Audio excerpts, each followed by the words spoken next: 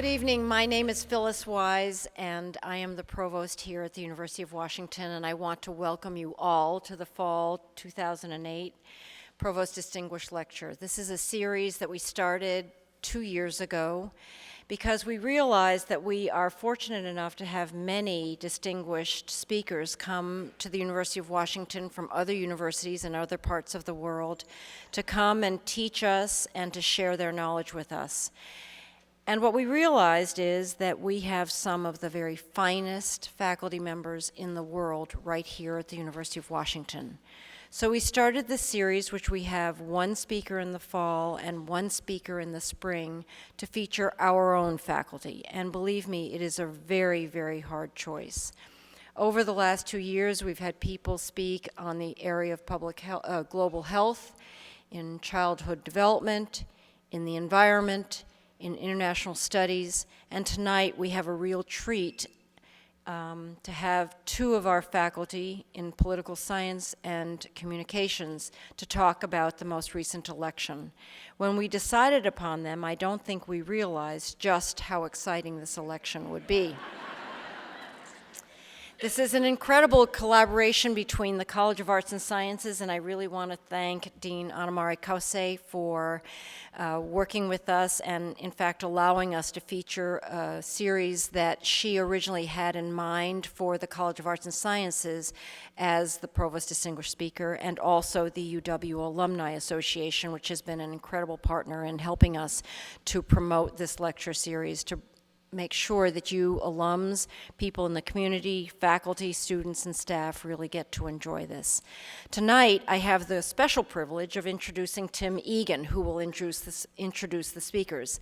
Tim is himself a graduate of communications, a 1980 graduate of communications, received an honorary degree from Whitman College in the year 2000, and was inducted as an alum of historical record of the communications in 2006. He is a Pulitzer Prize winner, a well-respected reporter for the New York Times, and really someone that we are all very proud is a member of our community, who will come and have a few words of his own before he introduces our speakers. Please, Tim.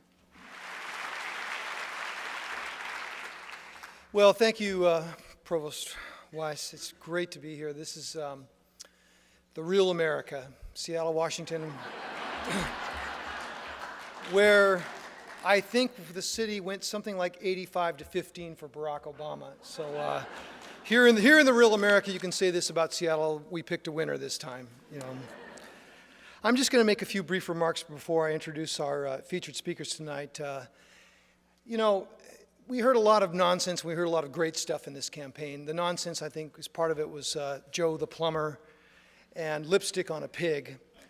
But I think long after we've forgotten about Joe the unlicensed plumber, whose real name of course wasn't Joe, or lipstick on a pig, we are going to remember 2008.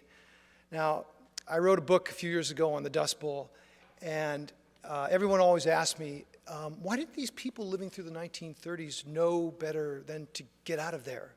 Why didn't they realize how bad things were? And I said, you never know when you're living moment, that you're in the middle of a historical moment. And I believe that 2008 is one of those times where all of us have to just slow down, think about this, pinch ourselves, you know, bookmark it in time, tell your grandkids about it, think about what this moment's going to mean, and not just because of the obvious thing that for the first time we elected an African American as our president, or that the American narrative, which is that anything is possible, is alive once again throughout the world. And you saw the reaction in the world community. It was extraordinary. I don't know how many of my friends and family members called me up in tears, just saying the pictures themselves moved them. A friend of mine called me up from Austria, and she said, a man kissed me on the bus. And I said, why? And she said, because you're American. I just want to kiss Americans again. And I'm not sure how much of that happened in the Bush era. So one of the questions we'll look at tonight is, these two great guys will examine, was this a transformational election? And, you know, as a fair and balanced journalist, I think my answer is perhaps, because I think that if you look at the exit polls, and they'll go into great detail, I'm just going to give you a couple of quick bookmarks. The people who voted this year, 22% of them self-identified themselves as liberals. 34% self-identified themselves as conservatives, and everyone else was in the middle. This is almost the exact same as 4 years ago. So you could argue from that basis that we haven't changed ideologically. But there was a huge shift in so many other areas. And just to give you a couple of quick highlights. Barack Obama lost the white vote. Now, he lost it. He did better than John Kerry did among whites, but he still lost the white vote by 9%. But what's interesting about that is the white vote as a percentage of the overall electorate was the lowest it's ever been in our history. It was 74% of the overall electorate. But remember, he still did better than Kerry in that. So you can argue on the Bradley effect, whether there in fact was a Bradley effect. If you look at Pennsylvania, Ohio, and Michigan, where Hillary Clinton was thought to be strong and where whites would go and tell pollsters one thing and vote another way, it didn't really happen. They outperformed the polls, whites did in those 3 states. But other things happened to counter the loss of the white vote.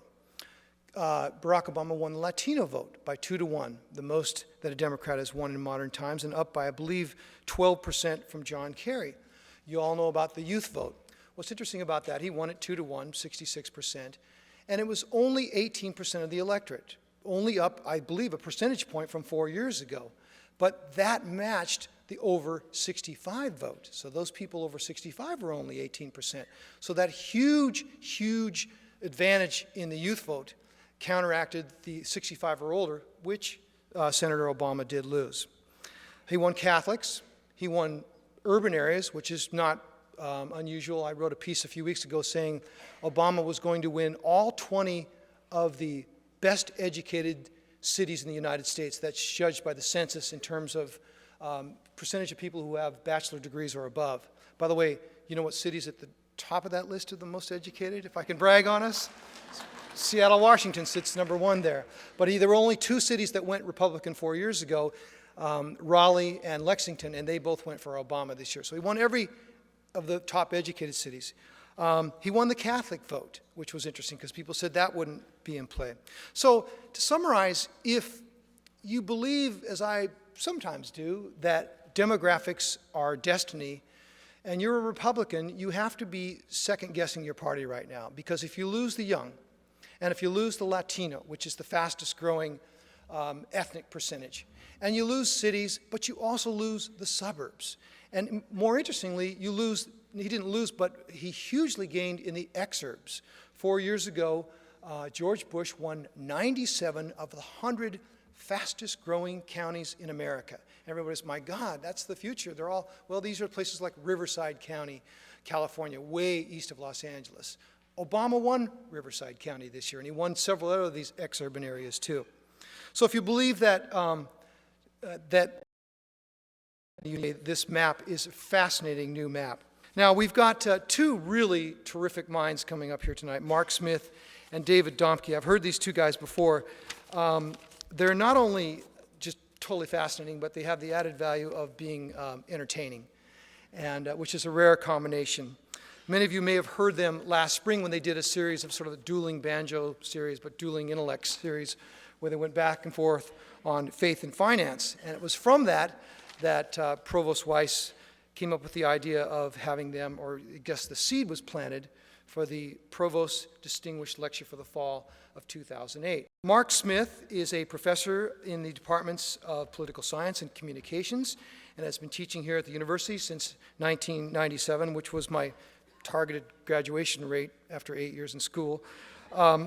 His research focuses on conservative groups, ideas, institutions, and rhetoric in modern American politics, and he examines the connections between the elite and mass politics. Elite, that was one of the dirty words we heard in that last campaign. How dare you be smart?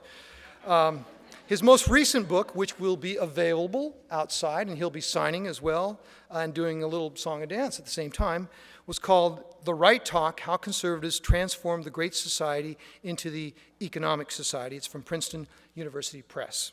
Our second dueling banjo tonight is was a journalist before he became a professor, and I won't hold that against him.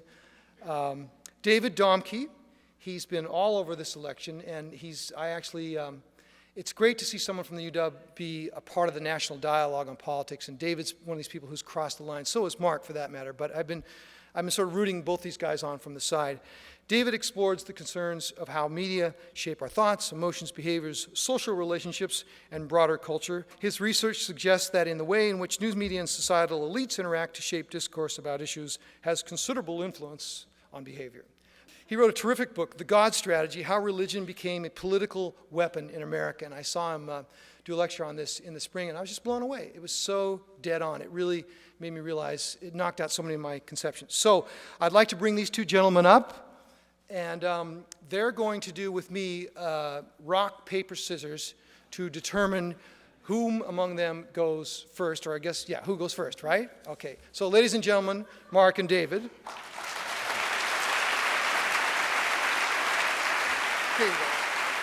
So Mark and I have done a number of lectures together, and we like to never know who's going to go first. It just adds a bit of energy and tension to our relationship.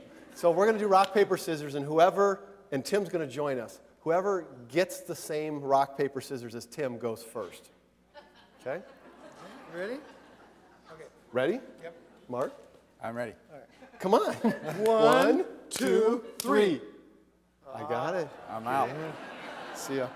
The evening is yours, gentlemen. The loser's chair is here, and I will take it.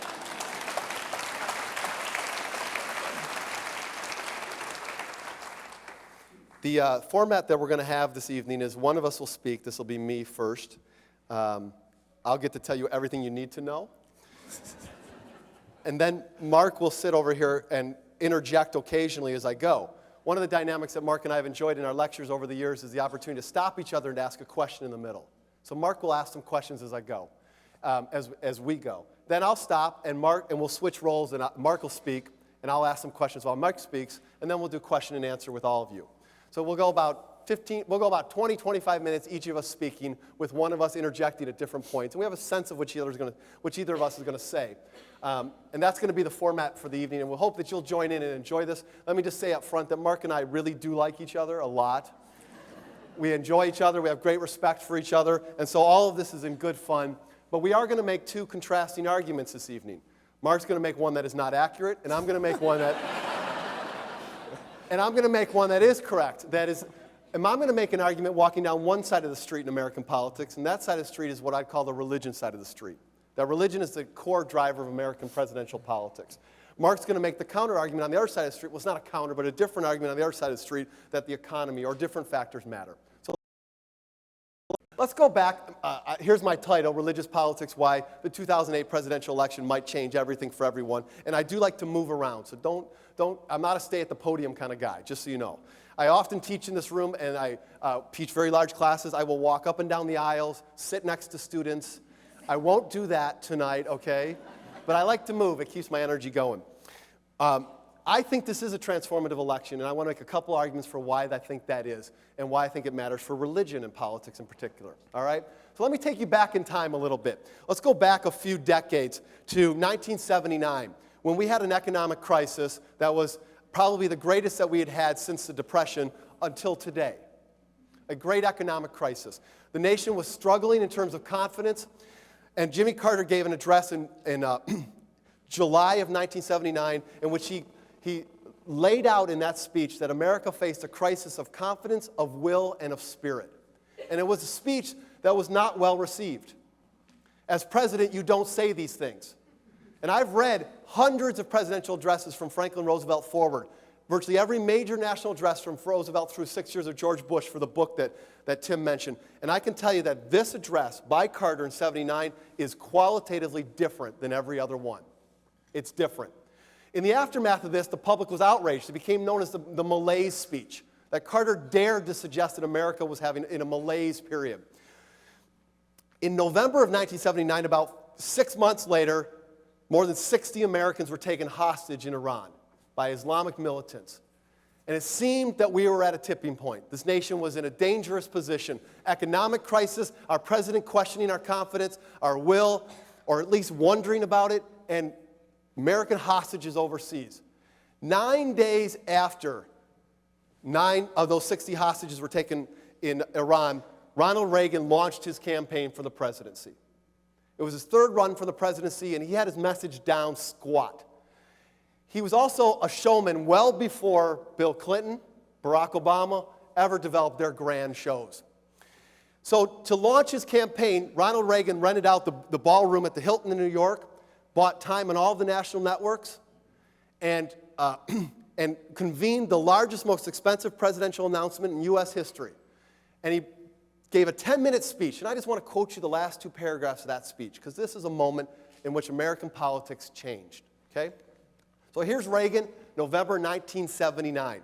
This is him bringing home this speech. He says, "We who are privileged to be Americans have had a rendezvous with destiny since that moment in 1630 when John Winthrop, standing on the deck of the tiny Arbella off the coast of Massachusetts, told the little band of pilgrims, 'We shall be a city upon a hill.' The eyes of all people are upon us, so that if we shall deal falsely with our God in this work that we've undertaken, and so cause him to withdraw his present help from us, that we shall be made a story and a byword throughout the world."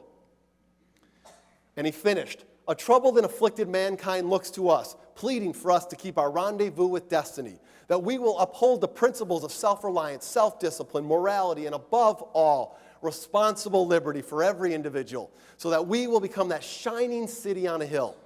I believe that you and I together can keep this rendezvous with destiny."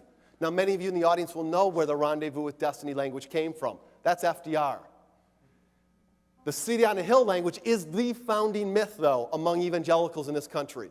The idea well before the Declaration of Independence or the Great Awakening of 1730s, this idea that America was the new Israel. Reagan taps into it with this idea. Immediately, 50 leading Christian professionals from around the country mobilize behind Reagan and say, "You're our candidate. You're our guy. We want you. We thought we wanted Carter. He's the gold standard, Southern Baptist, born-again evangelical, but we want you." They went behind Reagan. Reagan did an interview with the Washington Post in which he said, "Winthrop didn't say shining. I added that."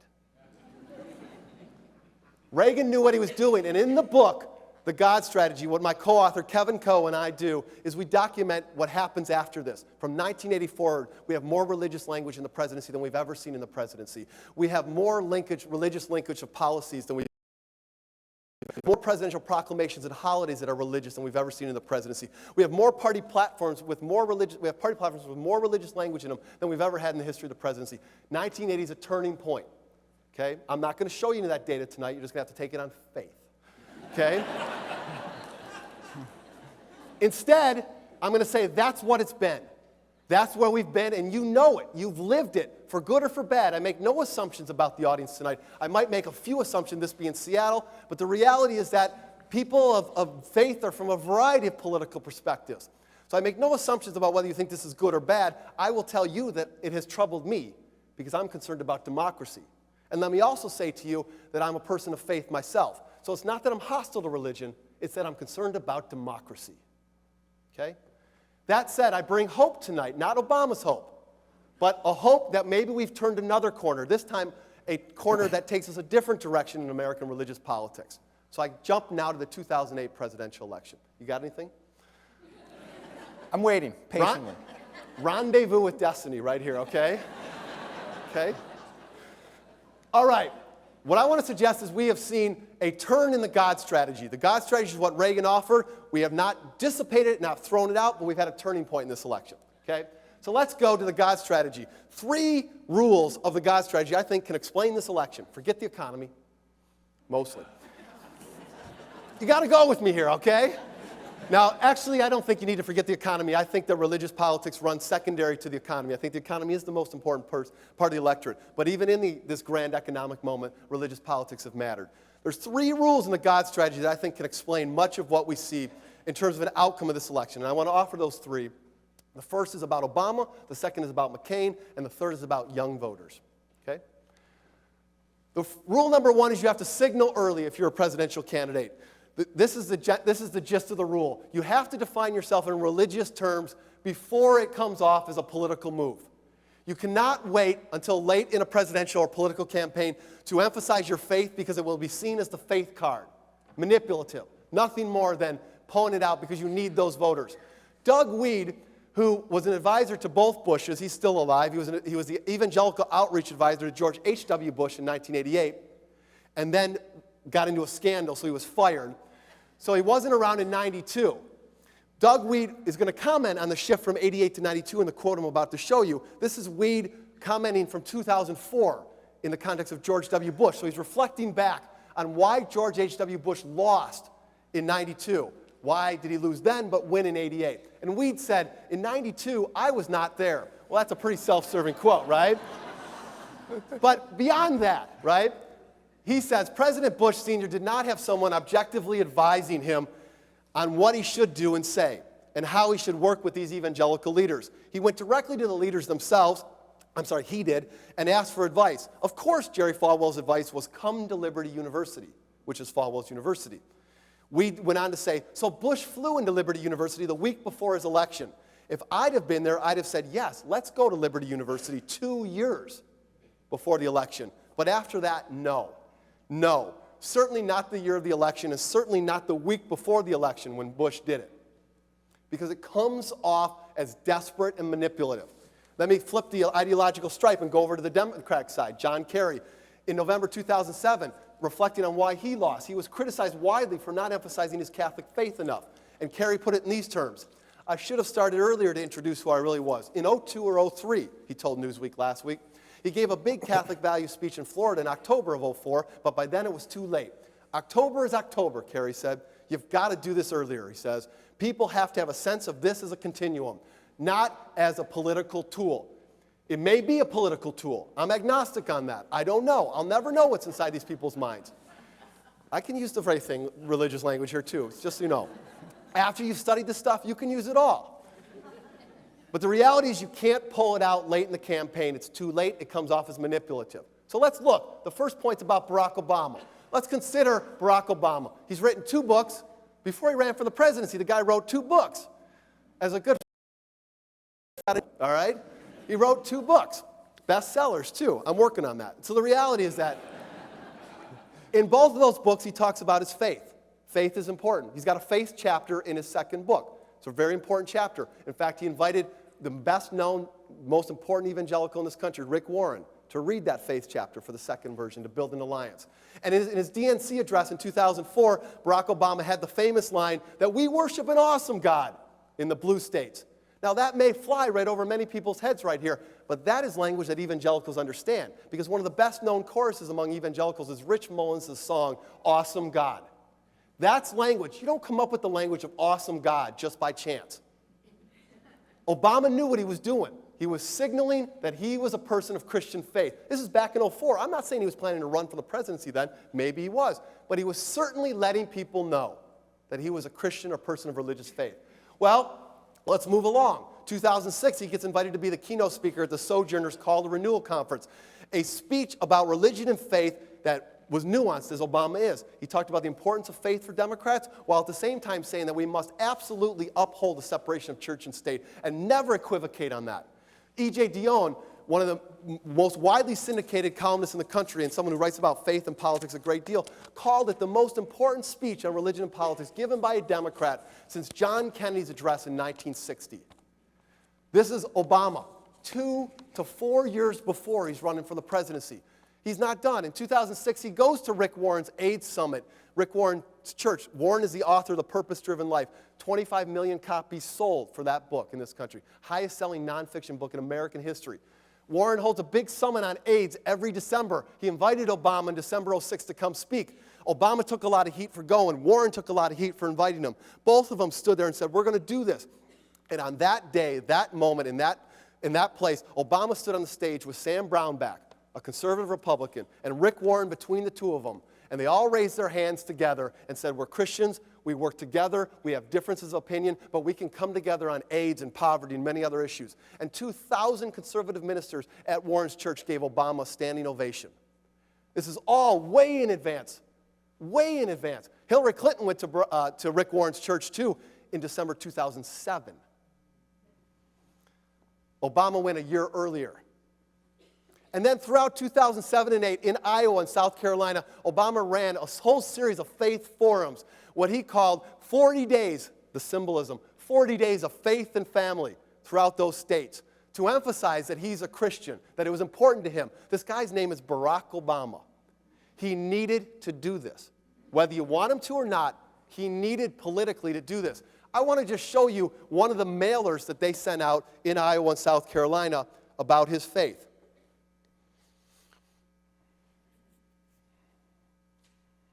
One of the great things about the University of Washington is we have wireless access all over campus.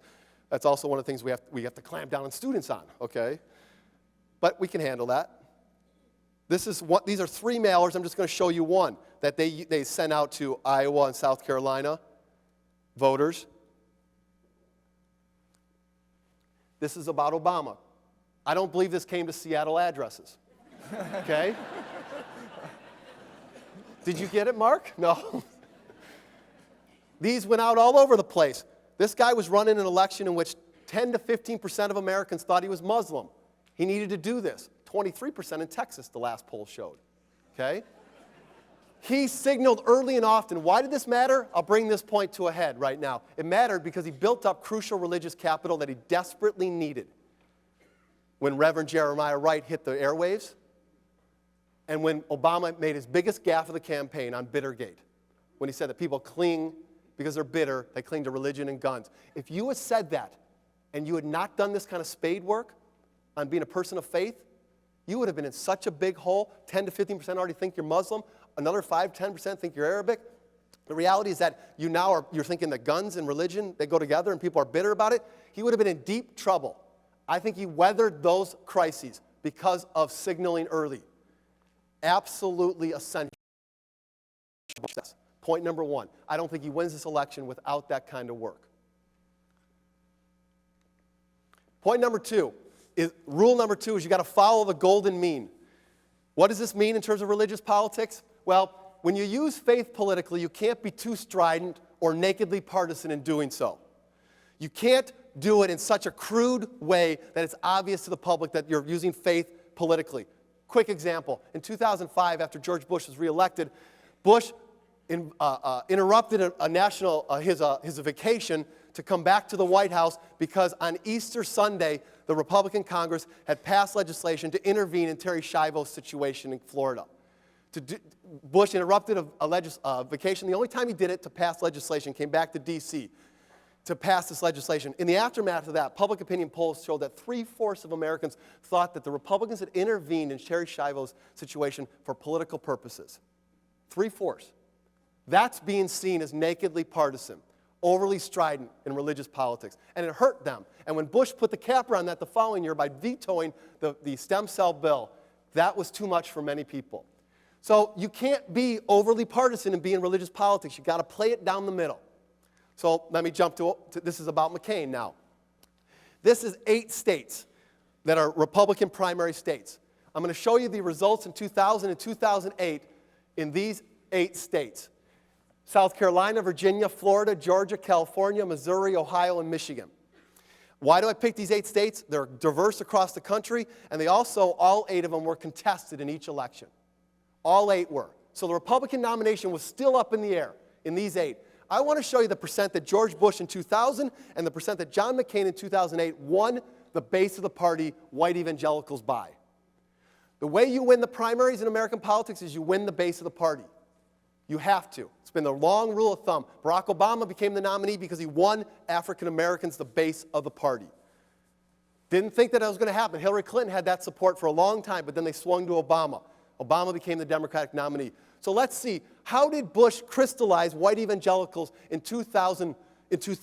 How much did he win in each of these primaries, the white evangelical vote in these primaries? Here's the percentage that he won them by. 40 to 75%, Bush won the base of the party in 2000. Over, by the way, who was his closest competitor? John McCain. John McCain was not a favorite of white evangelicals. You know why? Because in the middle of the election, he declared Jerry Falwell and Pat Robertson to be agents of intolerance who shame our faith and shame our nation. That doesn't get you votes, usually. Okay? But in 2006, knowing he needed to get enough of these votes, instead of saying that, he went to Liberty University 2 years before to give the commencement address at Liberty. John McCain did. Trying to win enough of these votes. So how did McCain do? in 2008, same states, white evangelicals, how much did he win them by, or did he lose them by? He lost them in 6 out of 8 and broke even in 2 of them. So John McCain did the unthinkable. He won the Republican nomination without the base of the party. Phenomenal, fascinating for people like Mark and I. We'll be studying this forever, but not a good political strategy, because what you have to do in the general election then is run to the base. Instead of running to the middle, you've got to win over the base. So how did John McCain win over what? Let's pause here. Okay. I'm going to let you continue with the McCain point, but I want to go back momentarily to Obama. Okay. So you're making the case that Obama had a smart religious strategy, and you've argued on other occasions that, including here, that John Kerry's religious strategy was flawed and that he was too quiet about his faith, Yeah. and Kerry even said so in your quote. And I'm following the logic of how Obama's strategy was better. But one thing we do as social scientists is, all right, the logic makes sense. Can we have some concrete proof, some evidence that shows that indeed the logic carries out? Okay. So you're familiar with the Pew Research Center. I am. Use their data all the time. Their data shows, if you compare 2004 to 2008, Kerry election versus the Obama election, so Obama's 5 points, overall he's 5 points better, but his single best group religiously is the unaffiliated. He gains 8 points relative to Kerry among the unaffiliated. Right. That's his best group. So whatever his strategy is, it's actually appealing even more to the unaffiliated, which is about 15% or so of the electorate, and is a growing part of the electorate. Right. Those claim they're unaffiliated with any religion. Right. So it seems to me that whatever he did, it doesn't really show up in the data, and that if anything, he's growing among unaffiliated voters rather than the religiously inclined. Okay, great. This is point 2, that you can't be nakedly partisan when you play religious politics. George Bush also increased his vote share among the unaffiliated by a substantial portion from 2000 to 2004, even though he was clearly religious in the eyes of many Americans. So what you've got to do is that Bush did not run an openly, nakedly partisan religious politics endeavor when he ran for the presidency. It's troubled many people in this room after he won the presidency, but not in the campaign. So a good religious politics strategy wins you both the religious voters because you signal to them in the way they hear it, but not in a way that you push off. The awesome God language didn't offend many unaffiliated religious folks. They're like, whatever, okay? Okay? But it meant a lot to evangelicals, right? So the good strategy threads the needle and gets both those camps. And we see that in 96 when Clinton runs for election. We see it in 2004 for George Bush, that they get not only more religious voters, they get more unaffiliated too. It's across the board.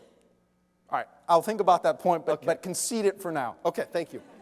Okay. Man, when he started pulling out data, did you see me start to sweat? You can't pull out more data, although I got some later. So McCain wins the vote. He wins the primary without evangelicals. How'd he do it? One of the things I like to do with PowerPoint is come up with a little gee whiz stuff. So here's one of them. Doom, doom, doom. Okay? This is how McCain won the primary vote. One state, South Carolina. When the South Carolina primary was created in 1980, it was hand in hand with the new religious politics of the Republican Party. They wanted the evangelical base of the South to have an important role and voice in the primary system. Since 1980, nobody's become the Republican nominee without winning South Carolina's primary. Nobody. So when we get to South Carolina in the Republican primary, John McCain, Mitt Romney, and Mike Huckabee have all won a primary caucus. This is going to carry the day. It's going to be crucial. It's going to break the tie. McCain won it by 3 points. Fred Thompson drops out the next day. Thompson got 15% of the vote, heavily evangelical.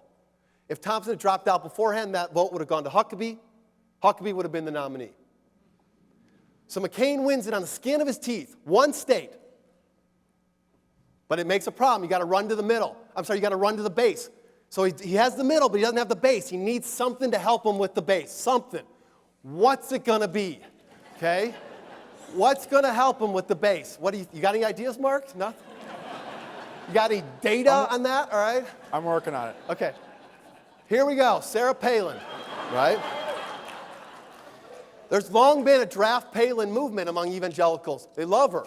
Pro-life, shoots guns, this kind of stuff. It's great. So McCain nominates her, but here's the great risk. The great risk is that it's late in the election. It could easily be seen as just nothing more than a nakedly partisan religious move because he needs the base. So his great fear is that she will become seen as not substantive. That's the great risk that McCain has in naming her the vice presidential nominee. So I want to show you one more poll data on this point. What was your reasons for choosing a running mate? This is a question that the public was asked in the middle of September, not October, not down the road, but in the middle of September, after mostly the launch and a little bit of interviews for Palin. What were the reasons that the candidates chose their running mates? Two possible options: the candidate's well qualified, or the person's going to help them win the election, Obama or Biden. It's a New York Times CBS poll. Got this one in there for you, Tim, for the New York Times. So Obama picking Biden or McCain picking Palin, was the candidate, the VP, well qualified, or was that person a political choice?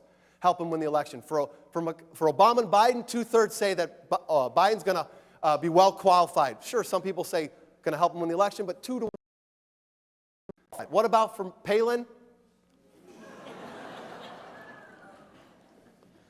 And we know that this carries through to the election day, that on election day, 60% of Americans say Sarah Palin not qualified to be president.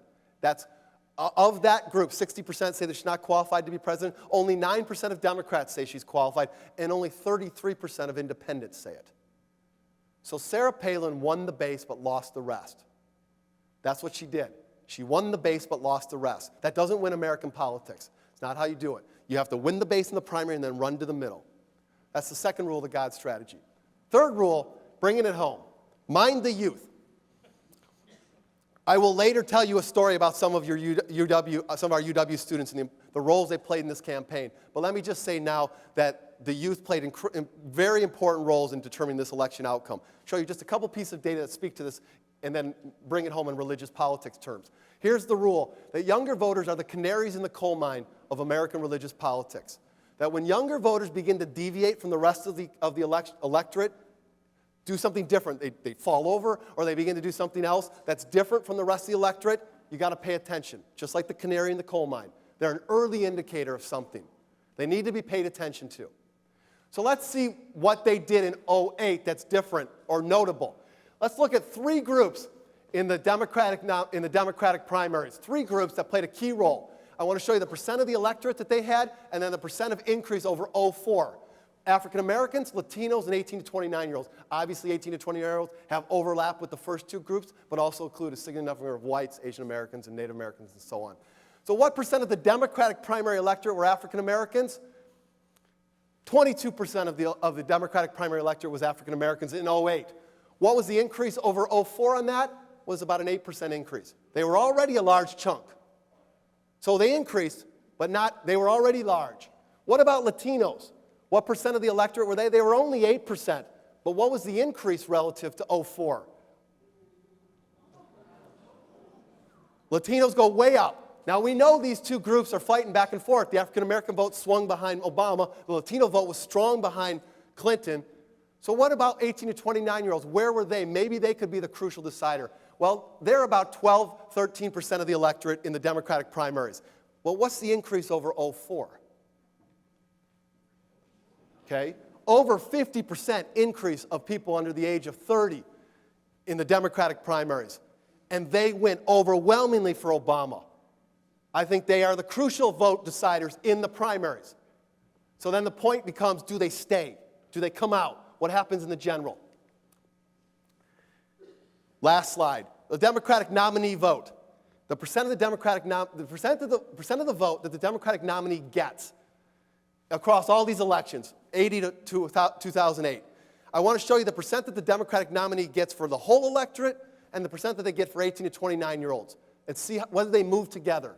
Are those percentages similar? Do they move together? Let's see. 18 to 29-year-olds get a little bit more for the Democratic nominee fairly consistently, but they move together very, very much so. So that they go apart by a couple points but come back together. That's through 2000. That's through 2000. But what about the last 2 elections? Do they move with the electorate, or do they move different than the electorate? They give Barack Obama a significant cushion in this election. Much greater. He wins by 6 points. over John McCain. But among 18 to 29-year-olds, Barack Obama wins by 34 points.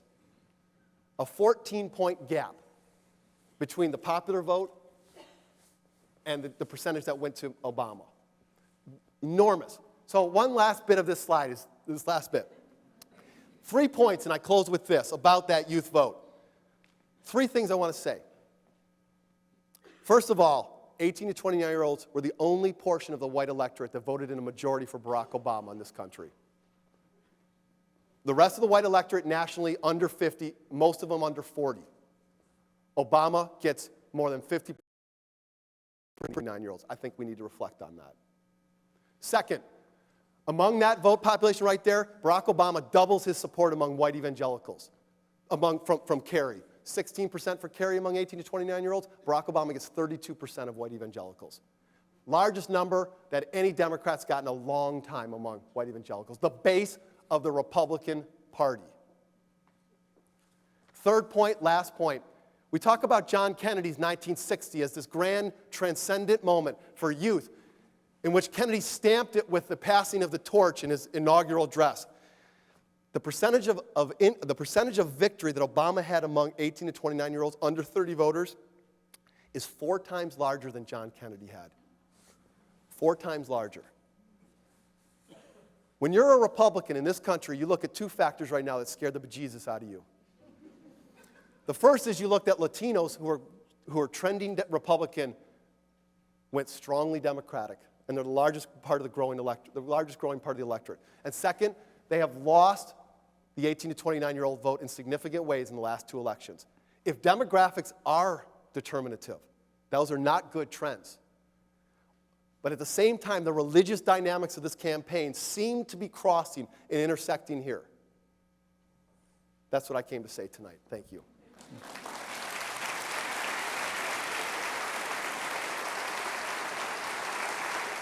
So I'm going to tonight give a different perspective than David gave. It's going to be in tension in some places. For example, I'm going to challenge his claim that Palin won the base and lost everyone else. And in general, that particular events of the campaign were themselves decisive. So we'll get there. I want to thank you all for joining us. Many of you were with us for our Faith and Finance series that we did in the spring. Others joining us for the first time tonight. And there was a large demand for this event, so much so that we have an overflow room next door.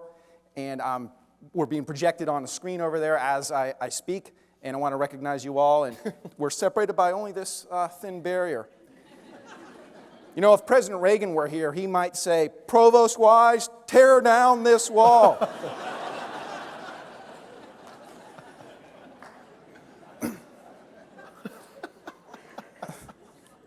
So I'm going to begin my talk tonight with a metaphor, some cards. There may be some poker players in the audience. I've been known to play poker on occasion. In fact, I played with David some years ago. As I recall, I walked away with some of your money. You did. And I think that the image of poker, or cards more generally, is an appropriate one in understanding a campaign. And that for any card game, there are certain cards you're dealt, and then there's a matter of playing the cards that you have. The cards that you're dealt are completely outside of your control. Once you have the cards, then the skill comes in playing. So I'm going to argue that there's 2 things going on in any presidential campaign, and I'll apply it to 2008. Namely, there are some factors outside the control of the candidates that are really true for any generic Republican or any generic Democrat who'd be on the ballot. So strip away John McCain and his background, strip away Barack Obama and his background, stick up any Democrat, any Republican. Those things are outside of the control of the candidates. Then, so that's the cards. Then there's the matter of how you play your cards. You might have a disadvantage. Maybe your cards aren't as strong, but if you play them effectively, you can prevail in difficult circumstances. So that's the how you play the cards part. Both of those matter. But I have set this up to kind of structure it the way I think that things work out, which is the cards that you've been dealt are the more important part of that. So I have up here from Texas Hold'em the best possible starting hand.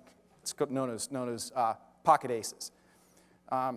Generally, when you have pocket aces, you win. Now, I've been at poker tables with guys who'll sit down and they think that if they have pocket aces, they're automatically entitled to the pot. Well, no, you still have to play them well, and there are instances where you fold them. But if you start off with a big advantage, you will normally win. So we'll see how that plays out in this election. So let's take a look at the cards as of July 1st. What are the cards that were dealt to each candidate? Now remember, this is before the general election campaign. So many of the people in this room were engaged in the campaign at that point. David and I were obsessed with it. But for most Americans, they're not fully engaged yet. It's not until September comes along, October, the conventions, the debates, where they get fully engaged. So this is before the campaign is really fully underway. And these are factors outside the control of the candidates at that point. Well, if you're John McCain, you're aware of this fact. The sitting president is a member of your party. He has an approval rating of 30%. That's not very good. In American history, there's been only a couple of instances where presidents got as low as 30. One of them was Harry Truman in the middle of his troubles. The second was Richard Nixon when he got driven out of office because of Watergate. That's not a good history to draw on. If you're John McCain looking at that, you say, I don't like those cards at all. So you're stuck by being the same party as a hugely unpopular president. How about U.S. economic conditions as of July 1st? Now remember, this is long before the financial meltdown, or not long before, but 3 months before. Was it the case that the economy was doing pretty well, and then all of a sudden Lehman Brothers collapses and your 401k becomes a 401A or something else? No, the economy was in bad shape back in July. If you ask Americans as of July 1st, would you rate U.S. economic conditions? And there are several categories. The top two categories are excellent or good, and I've combined them. The top two categories get a total of only 15% saying the U.S. economic conditions are excellent or good. 52% say poor, a large majority. So back in July, it's a bad economy. People perceived it that way. When you're the incumbent party running under a bad economy, that does not bode well for your prospects of winning. So that's some more bad cards that are placed in John McCain's hand, which of course, at the flip side, is good cards placed in Barack Obama's hand. Let's take a look at party identification. This data is from March 20th, just because I couldn't quite find something exactly on July 1st, but these numbers don't change a whole lot over time, so these data will suffice for our purposes. So party identification is when you ask people, generally speaking, which party do you consider yourself to affiliate with? 36% say Democrat, 27% say Republican, 37% say independent. You can do math as well as I can. That's a 9 percentage point advantage for Democrats. Now, you might look at that and say, well, 9%, hey, what's 9% among friends? Well, in electoral terms, a lot.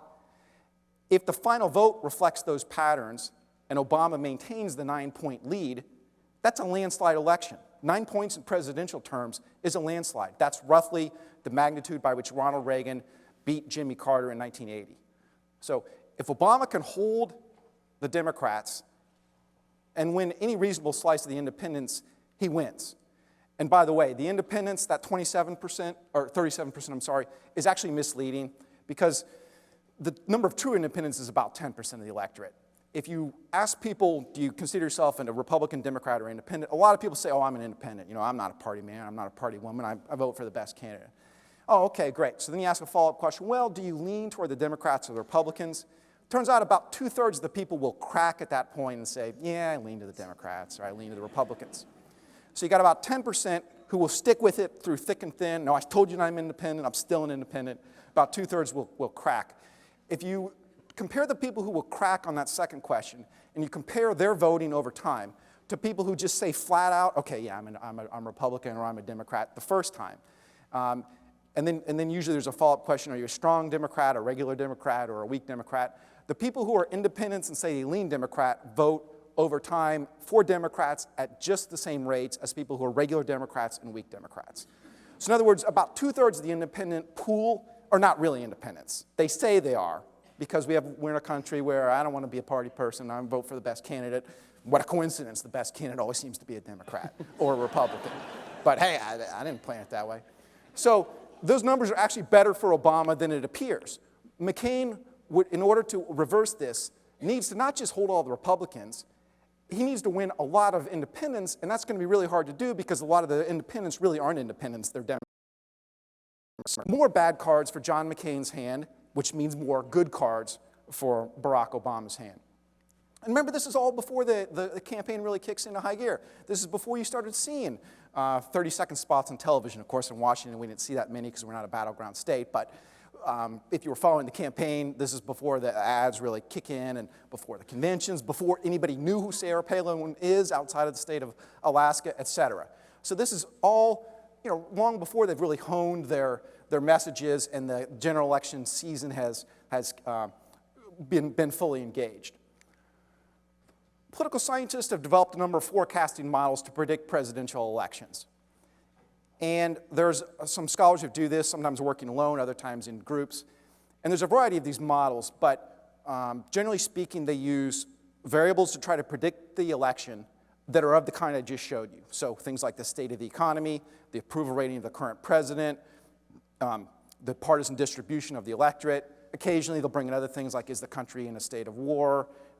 Is a party seeking a third term? And the models vary from scholar to scholar. But in all of them, there's kind of a core set of variables. And in all of them, the state of the economy is generally the strongest predictor of the election outcomes. So there's this group of scholars, and every 4 years, they kind of compile their data. And remember, this is all data from before the general election season. So before the campaign has really been fully engaged. And then they release their results. Turns out that this year, as they do generally every 4 years, they present their results at the annual meeting of the American Political Science Association, which comes over Labor Day weekend, so end of August, beginning of September. So they're using data from pretty much over the summer. And the average forecast gave Barack Obama 53.3% of the two-party vote. Now, I mentioned there were several different models, so this is the average among the models. Some of the models gave him higher than that, some of them gave him lower than that, but the average among the 9 sticks him at 53.3%. That number ought to look very familiar. Now, that's the percentage of the two-party vote, so this is throwing away third-party candidates. As of right now, Barack Obama, with ballots that are still being counted, has 52.7% of the total vote, but if you take the two-party vote, which is what these models are trying to forecast, he has 53.4% of the total vote. So they're correct. The average of the models is correct down to the first decimal place. Now, remember, this is the average of the models, and some of them are higher than that, some of them are lower than that. But I think when a bunch of scholars study this thing, it's a bit like the stock market. And then if a bunch of people are betting the price of the stock or investing that it will go up, and others are investing that it will go down, that means it kind of stabilizes. If more people start investing that it will go up, then the price starts rising. So this is essentially kind of like a market price, if you will, for political scientists who are making forecasts of the election. So they nailed it almost exactly. Well, and remember, they're using variables that are the cards that were dealt. These are all things that were in place before the general election campaign. That's all you need to know to get it correct this time around. I'm going to walk you through an alternative explanation that takes a look at campaign events. So I've told you, if you know the cards that have been dealt, that's the most important determinant. That's how I set up the poker analogy. But then there's the campaign events where you can kind of work at that around the margins. You can do better than expected or worse than expected. And so let's look at the campaign events. So there's a couple of stories that have been floating around in the last week as people try to make sense of the election outcome. One of them is, McCain was doing great until that Lehman Brothers collapse, and then people's 401ks vanished, and all of a sudden people say, we got to get rid of the incumbent administration, bring in this new guy talking about that change and hope. So the financial meltdown is supposedly one explanation. The second explanation is Sarah Palin, that people concluded she's just not up to the task. She crumbled under pressure from interviews and showed a lack of knowledge of national affairs. And people concluded, I don't want to take that chance of Sarah Palin as number 2. If John McCain, if something were to happen to him, can I be confident that she could step in? So I've got a graph here of Obama's share of the two-party vote. So this is kind of comparable to what we saw before. This comes from James Stimson, a well-respected political scientist at North Carolina. I just want to cite him as the source of data for accuracy here. Also, it turns out he was my dissertation advisor in graduate school. And if I don't cite him, I'm liable to see my degree revoked. So I'll attribute the data properly. And here's what he shows. This is his data. So I just want to be clear. You're making the argument your advisor made just coincidentally. It's his data, but my argument. Okay. I'm going to superimpose campaign events on his data. Gotcha. So let's take a look here. Oh, and by the way, we did a version of this on KUOW yesterday on weekday. And in the analysis that I'm about to present, I gave kind of the shortened version. David's reaction to it was that this was classic reductionist political science. Did I quote you correctly? I think you did. Yeah. And I don't think that's a fair characterization, because this is It's not actually classic? modern reductionist political science. Nice, nice. So I'll walk you through here, but I'll play along, I'll be game. Let's look at the campaign and see how each candidate reacted to various events and made their strategic moves and how it played out in the polls. Well, first thing let's note is that this starts on July 1st, and look at what's going on in July and August. This is before the conventions. So, you know, Obama's up, Obama's down a little bit, but he's kind of fluctuating around 53. Here's 53. Clearly, that's the average during this period, before the conventions. He's averaging about 53. And by the way, this uses a measurement technique that combines a lot of different polls together. It's related to a family of techniques that are commonly used in the social sciences. We need not get into the technical details here, but one point to note is that polls that correlate more closely with the national trend count more, they're weighted more. If you have a poll that tends to zig when the other polls are zagging, it's kind of discounted because the assumption is something odd is going on with that poll. So there's some technical aspects to the measurement. But Obama's averaging 53 during this period. First campaign event, let's take a look at. Democratic Convention, beginning August 26th. Now, by most accounts, the Democrats had a successful convention. The Clintons made nice. Hillary Clinton had a famous moment where she called off the roll call vote and let's nominate Barack Obama by acclamation. And Biden gave a good speech. Obama gave a great speech, packed 70,000 into a stadium. People were on their feet, tons of excitement. A lot of favorable attention placed on the Democratic Convention. And lo and behold, look what happens. His poll numbers start going up after the convention begins. Okay, well, the campaign seems to matter, at least in the short term. Yikes. Let's not go there yet. Next event, Palin pick, August 29th. The day after the Democratic Convention, John McCain unveils his choice for VP. Now, I think that John McCain understood this cards analogy perfectly well, and that the Palin pick was a recognition that he wasn't holding no cards. You don't pick Sarah Palin if you think that you've got a good chance of winning right now. And I don't mean that as a derogatory claim necessarily, but just you go with someone safe. If you're doing pretty well, why not Tim Pawlenty? You know, good, solid, well-credentialed governor of Minnesota. That's who you go with. When you go with Sarah Palin, this is, in poker terms, the all-in play. You push all your chips in the middle. Or if you prefer the football analogy, it's the Hail Mary pass. I got no chance of winning. Here's my last chance. Let's go with her. And initially, it looks like it works pretty well. What happens after McCain unveils the Palin pick? Well, the polls start going down for Obama. And obviously, if they're going down for Obama, they're going up for McCain. So good news for McCain. Palin pick is working.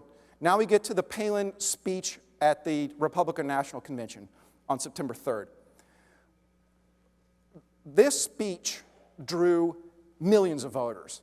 It drew almost as many, just a hair beneath what Barack Obama drew for his acceptance speech and John McCain drew for his acceptance speech.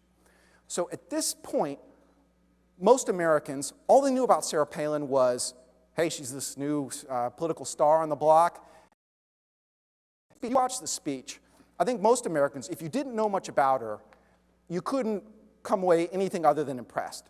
You know, solid, nailed the lines, had a lot of humor, had grace, just came across really, really favorably. And that was indeed the country's initial reaction to her.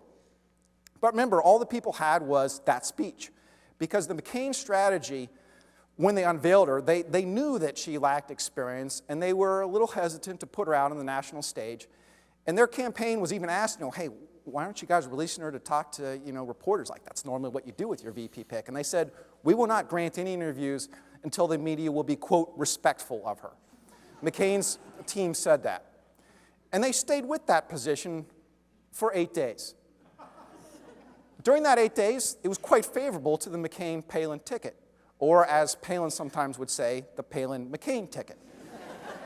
So McCain is growing in the polls. He's doing great. The Palin pick is working, at least if you buy into this campaign narrative. Eventually, I'm going to take this campaign narrative and toss it aside. But remember, I'm playing along for now. Now, one technical point I should mention about these data, it turns out that this is the trough of Obama support and also, therefore, the peak of McCain support. There are other compilations of polls, including at 538.com and at realclearpolitics.com, that show McCain with an actual lead at this stage. In Real Clear Politics, it's 2.9 points, so that would push these numbers. You see my scale goes down to 49. It would drop down to 48.5. That's where Obama would be at that point. So in other words, McCain is leading. 538 had us at about a 1-point McCain lead at that point, so thus Obama on this would be about 49.5, which means McCain's 50.5. So, and I talked to Stimson about this, and I said, how come this, there's a little difference here in the polls? And there's some technical details with how the measures are constructed in the particular polls that were done at that time and some characteristics of them. His take on it was, yeah, I think McCain probably did have a real lead at that point, but smaller than those polls were indicating. So for my purposes, the key point here is whether it's a lead or no lead, everyone agrees that this was the peak of John McCain's support. The trends are the same. The levels come out a little different according to which compilation you use, but the trends are the same. This is the best point for John McCain in the entire campaign. So I mentioned that they sheltered Sarah Palin for 8 days, and then they caved. Charles Gibson interview part 1, September 11th, as it turns out. Charles Gibson gave that interview, and this was, they did it in two, or they broadcast at least in 2 parts, I believe. This was the first part. By most accounts, didn't go so well for Sarah Palin. This was where she said she had foreign policy experience because she's governor of Alaska, and Alaska's close to Russia. Gibson was not quite so sure that that was foreign policy experience. But also, he asked her about the Bush Doctrine, and her response was, you know, in what respect, Charlie? And he had to kind of tell her what the Bush Doctrine was. A lot of people interpreted that to mean that she didn't really know what it was. Other people, like Charles Krauthammer, tried to say, well, she was actually more sophisticated than it appeared. But in any event, a lot of people started to have some doubts about Sarah Palin's qualifications for the presidency, which she would step into should John McCain die in office. What happens after the Gibson interview? Well, the data start moving toward Barack Obama. Now we get to the Lehman Brothers collapse and the beginnings of the financial meltdown. Now, the financial meltdown actually took a couple of weeks. There was a period of several days where no one knew what was quite going on. It actually took even more than a couple of weeks, more like a month. You know, there were some fluctuations in the stock market, but this was before the real heavy tanking. So initially there was the AIG bailout and some stabilization that the Federal Reserve Board was doing, and it looked like that might kind of head off the crisis. But Obama's numbers are already trending up. They trend up some more now. Next major event, the Katie Couric interview, part 1. Couric had even more material than Gibson did, and she dribbled it out over several days.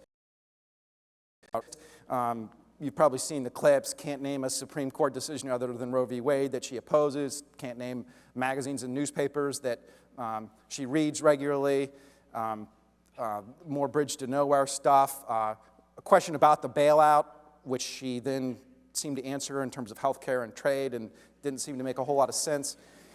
So by virtually all accounts, and in fact the campaign itself even said this interview didn't go so well. So the numbers keep going in Obama's direction.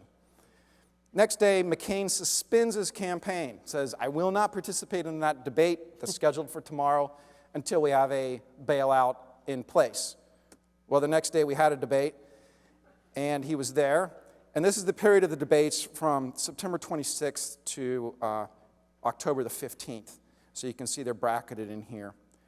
The polls are basically flat during that period. So Obama had already made up his ground, and the polls done right after the debates, every single one of them showed a large lead in the focus groups and in the random sample polls that Obama did better, Biden did better. But that didn't seem to register in the polls on who you're going to vote for. But here's going to be my main point, all right? So there's a lot of stability in July and August. Then we get some funny business here in the middle, in the end of August and the beginning of September. Then after all the funny business is over, we have more stability in October, and that carries through to November. Interestingly, Stimson's final point prediction is 53.9, and again, remember the actual result is 53.4.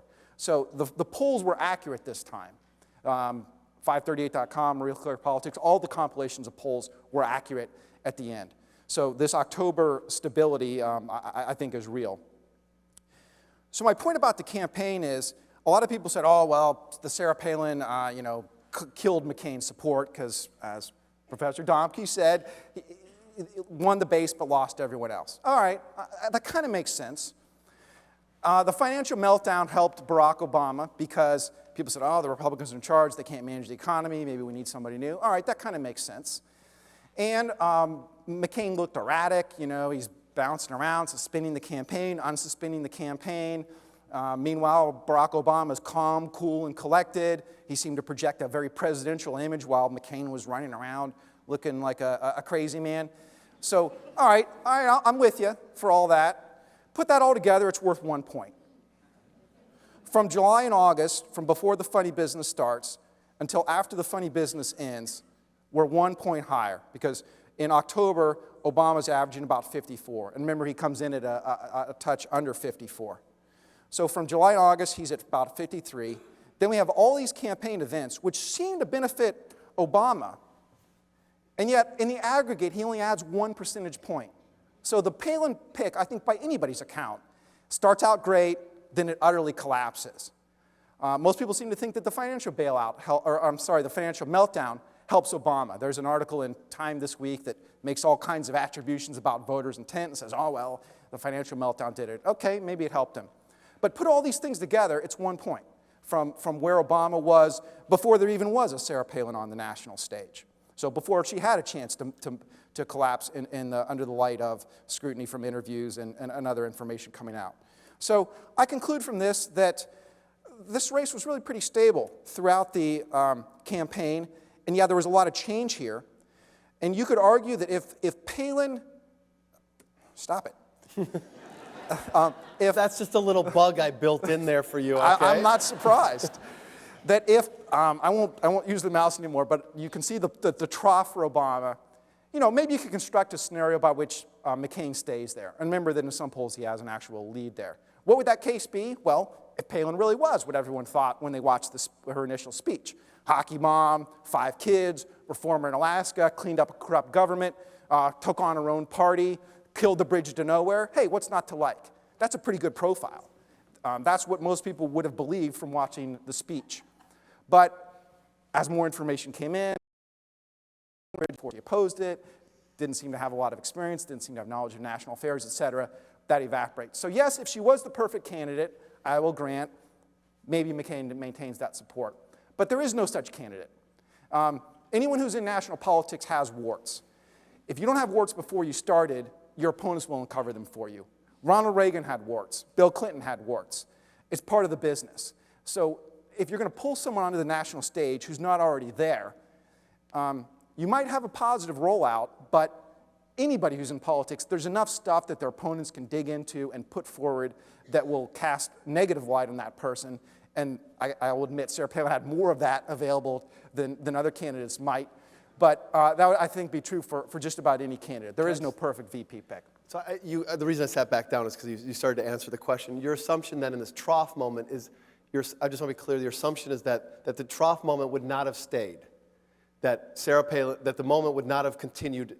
Because if you move it down to the other polls, down to 49% for Barack Obama, right. Your assumption here is that trough would not have remained, that somehow things were going to come out about Palin. That's the assumption you've got here. Is that right? Yeah, that's the assumption. Is that and the that assumption? it was already coming up before the financial meltdown. So if there are people saying, well, it was all a financial meltdown, well, look, it's already coming up after the Gibson interview. No, I don't think it was all the financial meltdown. I think this fits my argument perfectly. I think it's that originally Sarah Palin drove the base towards her, but then when she wasn't substantive, people began to say that's a nakedly partisan religious pick. And so I'm sorry, John McCain, you didn't put country first. And they began to move towards Obama. Then the economy comes in and seals it. So I'm just wondering, is that what you're essentially arguing, that they were moving for other reasons, Palin-esque reasons, right? Yeah, they were moving for Palin-esque reasons before the financial meltdown. Maybe the financial meltdown solidifies that. So I'm with you up to this point, but my claim would be add that all together and it's 1 point. From where Obama was before there was a Sarah Palin on the national stage. I won't keep going on. This is your talk, but I just want to, it's 1 point in the aggregate. Yes. Right? But it's 5 points in that span of time. If you go from 54 to 49, what the other polls say, right?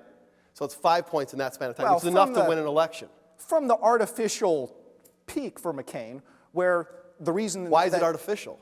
Because the reason it was there was no one knew anything about Sarah Palin. All they had was hockey mom, killed bridge to nowhere, gave a great speech, energetic, youthful, vigorous.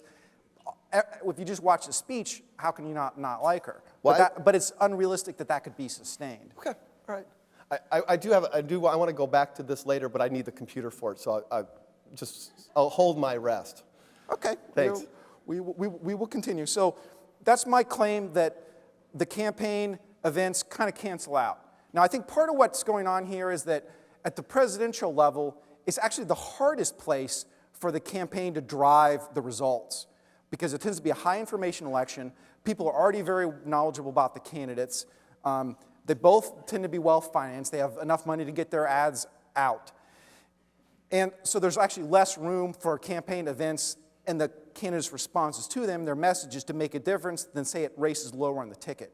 Races lower in the ticket, where people don't know as much, you can actually do a Sarah Palin rollout kind of thing and have less likelihood that the negative stuff comes out, but not at the presidential level.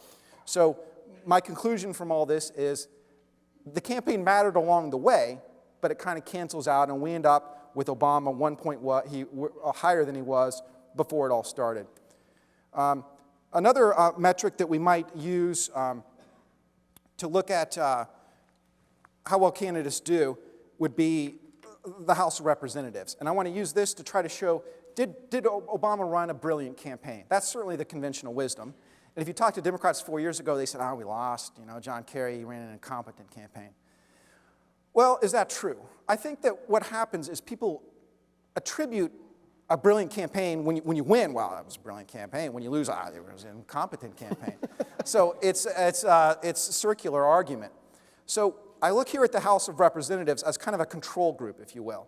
So how well does the party do across the entire country places that are stripped of the national profile that we get for president? Go back. So in 92 and 96, you see Democrats are doing pretty well, 52 and 50. They drop off in 2000, 2004. Then they're back up in 2008, okay? So 2008 is the best year among those five. Now how about for president? Well, they're doing pretty well in 92 and 96. Then they are bottoming out in 2000, 2004. They're back up in 2008. What does this tell us? Well, the left side table looks a lot like the right side table. When Democrats are doing well at the House level, they're also doing well at the presidential level, and vice versa. That tells us, in turn, there's something more fundamental driving this, which brings us back to the hand you're dealt, the state of the economy, how a referendum on the incumbent administration, which itself takes into account a lot of information, negative reaction to the war in Iraq, leadership crisis, all of those things. So the presidential approval rating is not just one thing. It actually incorporates a lot of things into it. And that also influences how many partisans there are in the electorate. I mean, the reason we have more Democrats now than we did 4 years ago is in part a referendum on the performance of the incumbent president. So these two numbers track each other. Votes for Democrats for the House and votes for the president. But because we have a measure of how well the Democrats are doing for the House, we can come up with a standard for how, quote, brilliant a campaign a candidate ran. So let's take a look at the president relative to the House, the Democratic president, that is. You can see that the numbers are always close, but in 92, 96, 2000, 2004, they're all positive. In other words, the Democratic candidate for president is doing better than all the Democratic candidates for House added together. The only one of the five who does worse is Barack Obama. Now remember, they're all close, and he does 0.9% worse. So it's not like, the Democrats racked up huge margins in Congress and he got clobbered. No, he's 0.9% lagging behind the House Democrats. But he is behind. Note John Kerry's numbers. He does better than the House Democrats by a tiny 0.1%, but the conventional wisdom is he ran an incompetent campaign. Barack Obama ran a brilliant campaign. Well, before I'd want to believe those claims, I would want to see some more evidence of it. I mean, I don't accept evidence that Obama won, therefore he ran a brilliant campaign. I want more than that. I want to know how well did Obama play his cards. If we want to have an argument that he was dealt a good hand and he played it well, all right, fine, now I'm with you. But just the notion that he won and therefore he ran a brilliant campaign, I'm not so sure about. And same thing for Kerry. The notion that Kerry ran an incompetent campaign because he lost, well, it wasn't a very favorable environment for Democrats. So maybe he actually did pretty well compared to what he might have done. Having put this up, I should note a couple caveats with my data. The data aren't quite as good as I'd like because if I had a lot of time to do this, maybe Provost Wise could grant me a research assistant next quarter or something so I can get a little help. But there's some problems with the House data. It includes races where there was no, where one party didn't mount a candidate. So you want to separate them out and kind of clean up the data in some ways. You could basically do a better job than what I'm doing here. So this is a first cut. You know, like a lot of social science, you do a first approximation, and then when you get research funding or something else, you do a better analysis later. So I wouldn't want to necessarily go to the grave with this data, but I think it's at least framing the issue the way I would want to see it framed, which is how well does the presidential candidate play his cards or sometime her cards? And that's the standard by which I would evaluate things. So I've got some material on race, but in light of time, I'm going to defer to either David if he wants to jump in right now. Mark and I talked a little bit before we started, and I asked him if I might have the floor to tell a story to close. It's a story about a couple of our students. Because when you come to a provost lecture, it's nice to hear some of the faculty talk a little bit about the things they think and to show you data, but it's also really helpful to get a sense of the humanity behind some of these stories, to get a sense of some of the students that go to a place like the University of Washington. I want to tell you a couple quick stories here to wrap it up, because this really says more to me about this election than any of the data that we've presented tonight. There's a student who's here tonight named Laura Mansfield. Laura took a class that I taught last winter. Started in January. It was a class on blogging in the presidential election. We were going to cover the caucuses in this state. The election would still be close when it came to caucuses. Laura wasn't sure about taking that class. Wasn't sure that she had the knowledge or the energy or the enthusiasm for politics, and I talked to her long and hard about doing that. She said, I'll stay in, I'll give it a shot. We had several conversations. Over the course of that quarter, she moved from wondering if she had the energy and the enthusiasm and interest in politics and for that matter, partly in journalism, to being one of our lead reporters when we went to Idaho to cover caucuses, to being one of our lead reporters in this state when we covered the caucuses, to being one of our lead reporters when we went to Texas to cover the primaries there, to being one of two people I sent to Pennsylvania for 5 days to cover the primaries there on some money that this university provided for the students. She was one of the two one of the three we sent to Indiana to cover the primaries there. Where was this? This was all online. Thousands of people were reading our material. The Huffington Post, the most read newspaper online, almost 5 million page views a day, wanted our stuff. Laura was part of that. On election night, she was working for the Seattle Times. Throughout the, come back to the election night in a moment. After we were done with the primary, she kept sending me emails saying, I'm ready to go to Denver for the convention. I'm ready to go to St. Paul for the convention. I've got family in Michigan. I got family in Virginia. I got family in Florida.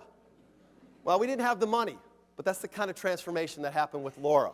On election night, she was working for the Seattle Times and used her little flip camera to provide a video of what happened on Capitol Hill. Posted around the internet from the Seattle Times. That's one of our students. That's one of our students who a year ago would never, ever have imagined the kind of engagement she had. Another student we had, is a student by the name of Will Murray. Will is going to be the next great political reporter in this state. Will was also in this group. Will went with us to Idaho. Will went with us to Texas. Will went to Indiana as well. Will worked for the Seattle Times over the summer for their editorial page. Will worked for the Seattle Times over the course of the summer. I could say so many positive things about Will. He's one of the smartest students I've ever had. He's one of the hardest working students I've ever had. I'll just end this about Will by saying that he's one of 3 students that the University of Washington now has who's a candidate for a Rhodes Scholarship.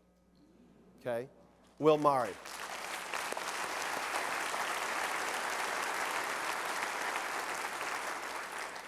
And I have one more student, because I'm just so proud of these people.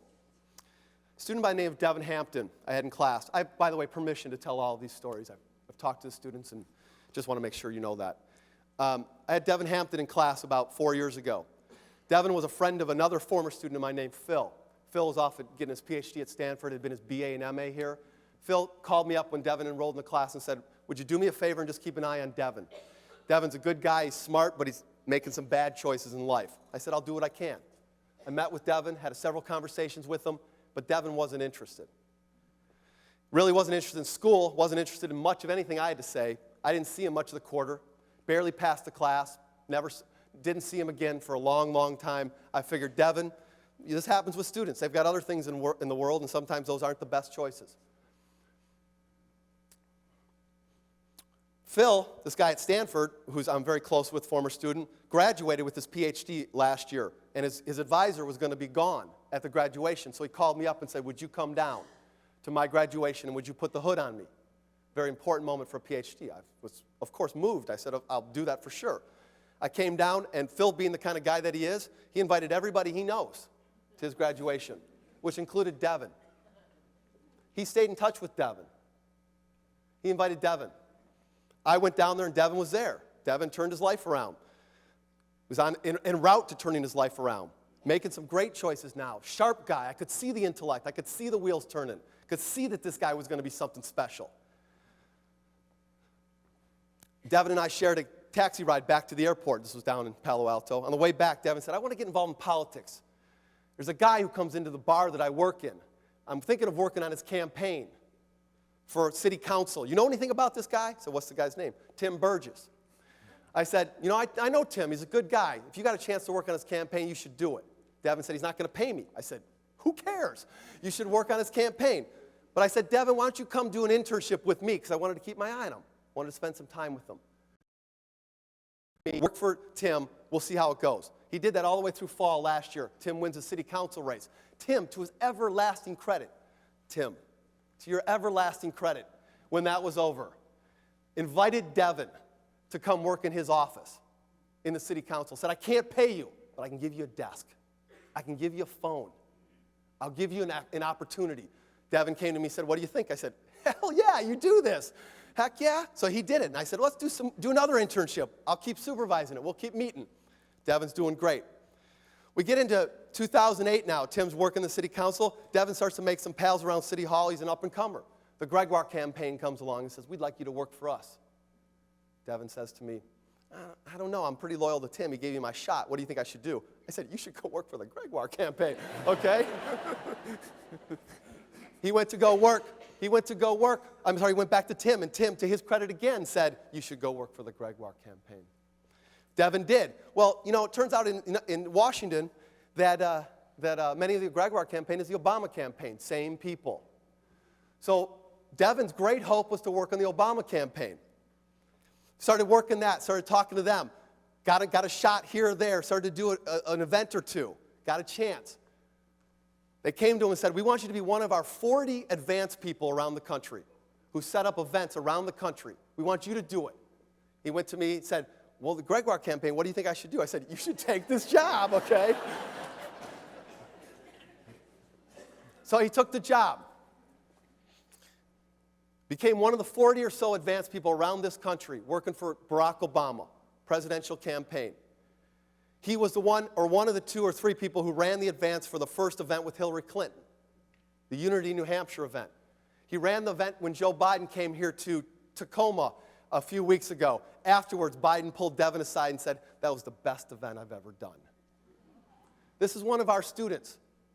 We're not done yet, though. Because Devin was asked by the Obama campaign to spend election night with the Obamas. Not the only person. Lots of staff were there. But he was asked to come to do a series of things that Barack might do that night that they needed setups for. He was a privilege to be there, of course. So he went. The election was going so well that evening, as I've been told by Devin, as I've been told by you, that midway through the evening they said, we've got something for you to work on. So we're not going to hang out with Barack and Michelle and all this. We're going to give you something to work on. Turns out that it was going to be the first public event of President-elect Barack Obama's life. that they wanted him to work on, the press conference. They said, we want you and one other person to handle this. Well, the other guy got called off to something else. So this guy, Devin Hampton, who a year and a half later was nowhere involved in politics, wasn't even in college, was now doing the first event of Barack Obama's presidential life, the press conference that he held on Friday. But while he was preparing for that on election night, all of the staff workers were called together and said, we're going to Grant Park now. Come on. And so he ran downstairs to get into the motorcade. And they got in the motorcade and they drove through the streets of Chicago. And he tells this story and it kills me. The streets are quiet going through the streets of Chicago, and as they drive by, all the Chicago police are saluting Barack Obama as he goes by. Think of the symbolism of that on race in America. Think about that. And they went down to Lakeshore Drive, and they went around the corner and came into Grant Park, where 40 years ago this country exploded over the anti-war riots. This country divided.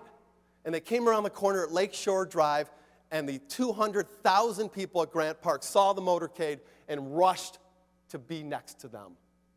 And they made their way forward to the stage, and Obama and the rest of the Obamas went over here, and Devin went over here, and he got to watch that speech from the side of the stage.